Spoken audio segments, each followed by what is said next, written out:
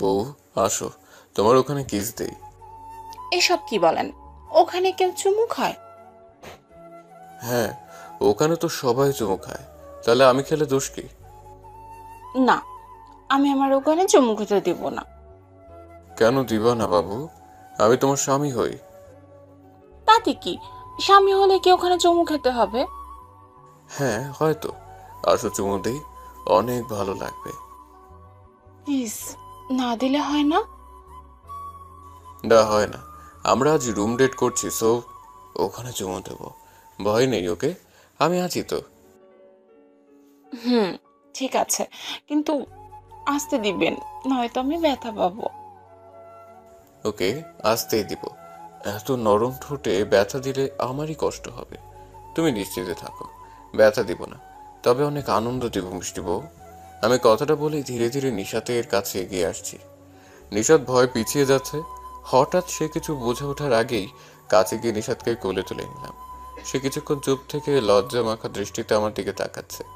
আমি নিশাতকে চোখ মেরে মুহূর্তেই তার ঠোঁটে ঠোঁট মিলিয়ে দিলাম। এই প্রথম কারো ঠোঁটের ছোঁয়া পেয়ে নিশাত কেঁপে উঠে আমার গলা শক্ত করে জড়িয়ে ধরল। আমি টানা 30 সেকেন্ড চুমু খেয়ে নিশাতের ঠোঁট ছেড়ে দিয়ে ওর গালে চুমু দিলাম। তারপর মুচকে এসে বললাম, কি, কেমন লেগেছে বলো? নিশাত আমার কথায় যেন আরো লজ্জায় পড়ে গেল। শরীরের সমস্ত শক্তি দিয়ে আমার গলা জড়িয়ে ধরে বুকে মুখ লুকালো। আমি কিছুক্ষণ তাকিয়ে তার লজ্জা মাখা মুখখান উপভোগ করলাম। তারপর আবারও জিজ্ঞেস করলাম, কি হলো বললে না তো? ওখানে চুমুটা কেমন লেগেছে? ভালো লেগেছে। তাহলে তো ভয় পাচ্ছিলে কেন? জানতাম না এত ভালো লাগে, তাই খুব ভয় হচ্ছিল যদি আমার ঠোঁট কামড়ে দেন। আরে বলো কি, তুমি তো দেখছি আমার চেয়েও কয়েক ধাপ এগিয়ে আছো। আমি আবার আপনার থেকে কোন দিকে এগিয়ে? রোমান্টিকতার দিক থেকে। জানি, এবার তো তোমার ঠোঁটে কামড় দিতে হবে। এই, একদম এমন করবেন না, আমি ব্যথা পাবো। আচ্ছা ঠিক আছে, দেবো না। চল, অনেক রাত হয়েছে, ঘুমোতে যাই। হ্যাঁ চলুন, আমার খুব ঘুম পাচ্ছে। এই, ঘুম পাচ্ছে মানে? তুমি ঘুমালে আমি কার সাথে বাসর করব? জানি না, আমার খুব ঘুম পাচ্ছে, তাই আমি এখন ঘুমাবো। ওকে, তুমি ঘুমাও। রাতে আমি লুকিয়ে তোমার ঠোঁট কামড়ে দেব। এই না না, এমন করবেন না, আমি তো এমনিই মজা করেছি। তাই? তাহলে তোমার ঘুম পাইনি? না, পাইনি। নিশাত হেসে কথাটা বলতেই আমি তাকে কোল থেকে নামিয়ে দেয়ালের সাথে চেপে ধরলাম। নিশাত ভয় পেয়ে নিচের দিকে তাকিয়ে আছে। আমি আস্তে করে তার নিশাতের থুতনিতে হাত রেখে কপালে আলতো করে ঠোঁট ছোঁয়ালাম। নিশাত চোখ বন্ধ করে আমাকে জড়িয়ে ধরলো। তখন আমি নিশাতকে আরো শক্ত করে জড়িয়ে ধরে বললাম, নিশাত যাও, শাড়িটা পাল্টে এসো। এই, আমি তো বাসা থেকে কাপড়ের ব্যাগ আনতেই ভুলে গেছি। কি বলছো? এটা কি করে ভুলে গেলে? আপনার কাজিনরা আমাকে নিয়ে টানাটানি করছিল, তখন ওরাই ভুল করে ব্যাগটা ফেলে আসছে। সে মন খারাপ করে নিচের দিকে তাকালো। তখন আমি তার কোমরে হাত রেখে কানে কানে বললাম, সমস্যা নেই, আমার কাছে তোমার কিছু ড্রেস আছে, সেগুলোর মধ্যে একটা নিয়ে চেঞ্জ করে এসো। কি বলছেন? আমার ড্রেস আপনার কাছে? সেটা কিভাবে? হ্যাঁ, কিন্তু তুমি এগুলো দেখোনি। আমাদের যেদিন বিয়ে তারিখ ফিক্সড হলো সেদিন আমি মার্কেট থেকে তোমার জন্য কিছু 3 পিস আর শাড়ি কিনেছি। এর মধ্যে তোমার যেটা ভালো লাগবে সেটাই পরে এসো। হুম। এই বলে নিশাত খুশি হয়ে ওয়াশরুমে চলে গেল। ও হয়তো ভাবতে পারেনি বিয়ের রাতে আমি তাকে ড্রেস এনে দেবো। প্রায় 10 মিনিট পর নিশাত ওয়াশরুম থেকে বের হলো। দেখে মনে হচ্ছে কোনো কালো পরী আমার দিকে এগিয়ে আসছে। সত্যিই কালো পোশাকে তাকে আরো বেশি সুন্দর লাগে। ওইভাবে হা করে কি দেখেন? হুম, ব্ল্যাক পরী। কি বলেন? আমি পরি হতে যাব কেন? তুমি তো পরী, এই পোশাকে তোমাকে দেখতে আরো বেশি সুন্দর লাগছে। আপনার পছন্দও খুব সুন্দর। আমার পছন্দ কেমন বলতে পারবো না, কিন্তু এটা বলতে পারো, আমার পছন্দের সবচেয়ে সেরা হচ্ছে তুমি। এর চেয়ে ভালো চয়েস আমার দ্বারা হয়তো সম্ভব হতো না। এই, আপনি কিন্তু বেশি বলতেছেন। না, আমি একদমই ঠিক বলছি। আমার পছন্দ তেমন হলেও এটা কেউ বলতে পারবে না বউ হিসেবে তোমাকে পছন্দ করে আমি কোনো ভুল করেছি। এই দিক থেকে নিজের প্রশংসা করতেও আমি এক পায়ে রাজি। হ্যাঁ হয়েছে। আপনার পছন্দ সত্যি খুব সুন্দর। সবগুলো ড্রেসই আমার খুব ভালো লেগেছে। যাক আলহামদুলিল্লাহ, আমাদের পছন্দ মিলে গেল। আচ্ছা, আরো কি কি যেন মেলা বাকি আছে? এই, একদম পচা কথা বলবেন না। আপনি না ভালো বর। আমি অতটাও ভালো না, ওকে?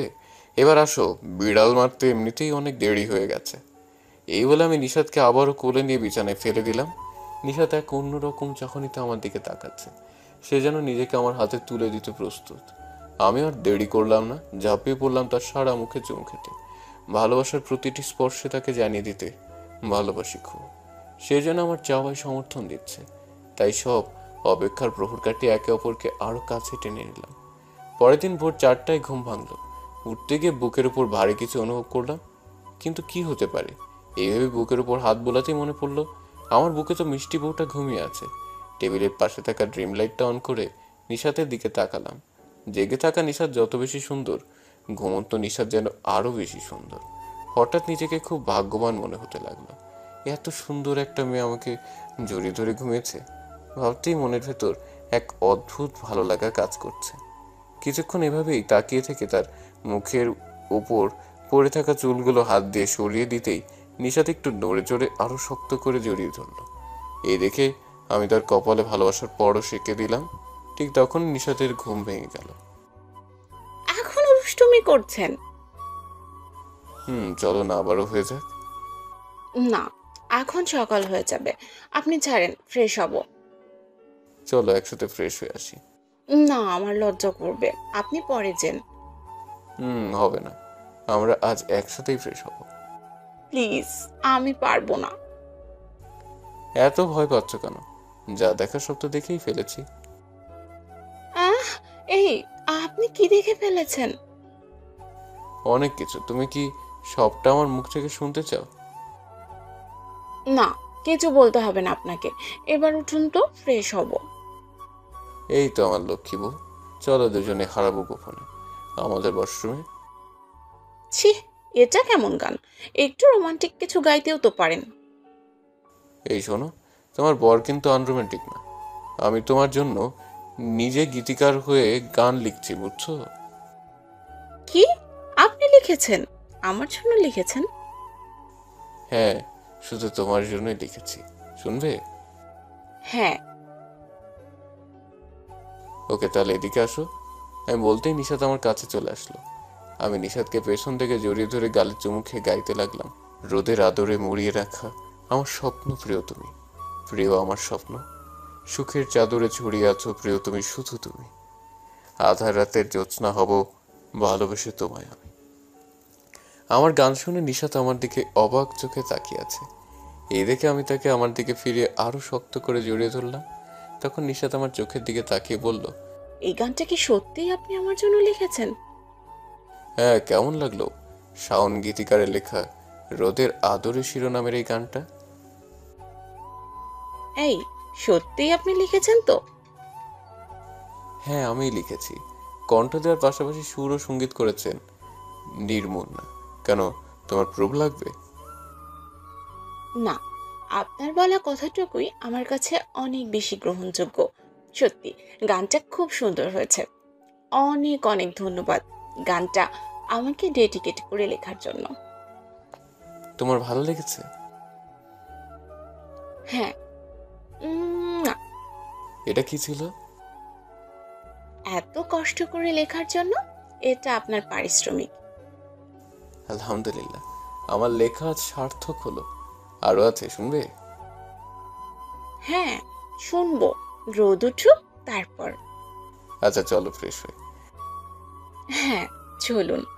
এই যে দর্শক শ্রোতাবৃন্দ, আমরা কিছু পার্সোনাল কাজে ওয়াশরুমে যাচ্ছি। আপনারা এবার আসতে পারেন, সবকিছু দেখতে নাই। Tata, bye bye.